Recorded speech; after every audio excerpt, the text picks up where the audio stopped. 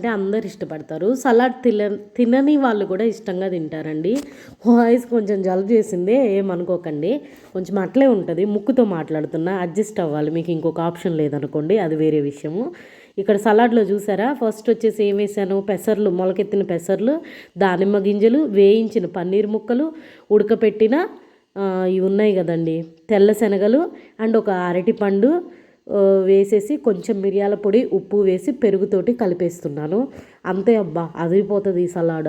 ఇంకేం లేదు, అన్నీ కలిపి మిక్స్ చేసుకొని తినడమే. మధ్యలో వేరే ముక్కలు వేసాను, మీరు చూసారో లేదు. అవేంటి అంటే కీరదోసకాయ ముక్కలు. దొరికిన వెజిటేబుల్స్ అన్నీ వేసి పెరిగేసుకొని కలుపుకొని, కారానికి సరిపడా పచ్చిమిర్చి వేసుకొని ఓ బౌల్లో పెట్టుకొని టీవీ ముందు కూర్చొని ఒక అరగంట తినండి. సో ఇలా రోజు వారం రోజులు చేయండి. షుగర్ ఉన్నా ఎగిరిపోయిద్ది, బీపీ ఉన్నా ఎగిరిపోయిద్ది, వెయిట్ లాస్ అయిపోతారు, థైరాయిడ్ కంట్రోల్లోకి వచ్చింది. ఇలాంటి ఫుడ్ తింటే కదా మనం 4 రోజులు కలకల్లాడుతూ బతికేది.